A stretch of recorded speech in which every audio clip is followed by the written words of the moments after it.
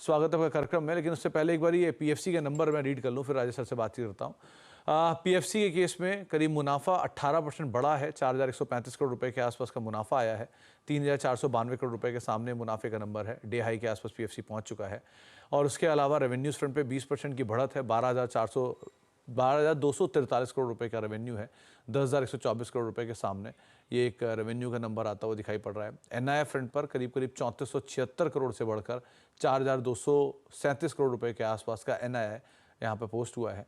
तो मुनाफे में बढ़त और ग्रॉस एनपीए भी करीब 3.52 के सामने ये नंबर आता हुआ दिखाई पड़ा। तो नंबर सो फार हर पैरामीटर पे आपको बेटर दिखाई पड़ेंगे। ₹2.5 पर शेयर के आसपास का डिविडेंड भी आता हुआ दिखाई पड़ा। तो पीएफसी के नंबर्स हैं, नंबर्स के बाद एक रिएक्शन है, 3-3.5% ऊपर है। राजेश सर नमस्कार, स्वागत है कार्यक्रम में। पहले तो मार्केट्स पे एक व्यू आपका चाहूँगा कि कैसे रीड कर रहे हो आप मार्केट्स को। अभी 22,200 के इर्द गिर्द ही हम कामकाज कर रहे हैं, जहाँ पर सबसे ज़्यादा यूजुअली अभी हम रेजिस्टेंस फेस कर रहे हैं। सो 22,200 पे निफ्टी और निफ्टी बैंक 48,300 की तरफ जाने की तैयारी कर रहा है कि नहीं, ये कुछ चीज़ें हैं जिनको आप समझिए कैसे लग रहा है मार्केट्स और क्या करना चाहिए अभी। Good afternoon Sumit ji. तो देखिए, मार्केट में वॉलेटिलिटी जरूर है, लेकिन ओवरऑल अगर हम देखें तो पिछले दो ट्रेडिंग सेशन में जिस तरीके से रिकवरी बनी, 21,800 के लो बना के निफ्टी 100 डे मूविंग एवरेज के नीचे फिसल के वहां से वापस से जिस तरीके से रिकवरी बनी है, हमें लगता है ये रिकवरी एक्सटेंड होते हुए दिख सकती है। अगर हम डेटा देखें, डेरिवेटिव डेटा में भी देखें तो 22,000 और 22,100, ये दो स्ट्राइक पे अच्छा पुट राइटिंग देखने को मिला है पिछले दो ट्रेडिंग सेशन में। इवन अगर आज का सेशन भी देखें तो निफ्टी में जो मेजर पुट राइटर्स एग्रेसिव है वो 22,200 की स्ट्राइक पे और जिसके आसपास ही हम ट्रेड कर रहे हैं। इसके चलते ही हमने देखा कि एक इनिशियल आवर्स में भी हम देखें तो एक डिप भी मिला था 22,200 के नीचे, लेकिन वहां से एक रिकवरी भी बनते हुए दिखी। तो आज के लिए हमें लगता है ट्रेड सेटअप तो यही रहेगा कि अगर हम 22,180, 22,170 ये रेंज तक भी अगर आते हैं तो वहां पे बाय ही करना है।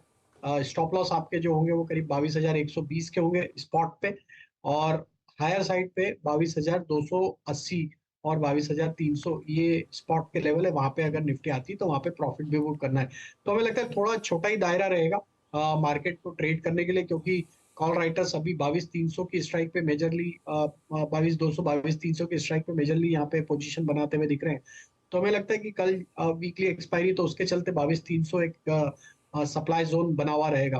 तो छोटा ही ट्रेड सेटअप है। डिप्स में बाय करेंगे, 22,200 के नीचे अगर हम फिसलते हैं तो हम बाय करेंगे, और टारगेट जो प्रोजेक्ट करेंगे वहां पे फिर 22,280 22,300 की। तो छोटी रेंज में प्ले करेंगे। आपको 22,150 160 के आसपास कहीं बाजार मिले आप लॉन्ग जाएंगे और 120 का एक स्टॉप लॉस रखेंगे, और 22,280 260 की जोन में कहीं निफ्टी आए तो आप थोड़ा प्रॉफिट लेकर निकलेंगे। तो इस रेंज को आप प्ले करेंगे। निफ्टी बैंक के केस में यहाँ आप क्या रीड कर रहे हो राजेश सर? तो देखिए, निफ्टी बैंक में थोड़ा सा अंडर परफॉर्मेंस है, लेकिन अगर इंट्राडे पॉइंट ऑफ व्यू से प्योरली बात करें तो बैंक निफ्टी स्पॉट पे जो इंपॉर्टेंट सपोर्ट बना हुआ है वो है 47,500 के आसपास, और एक हमने डिप भी ऑलरेडी उसके आसपास के लेवल तक लिया था।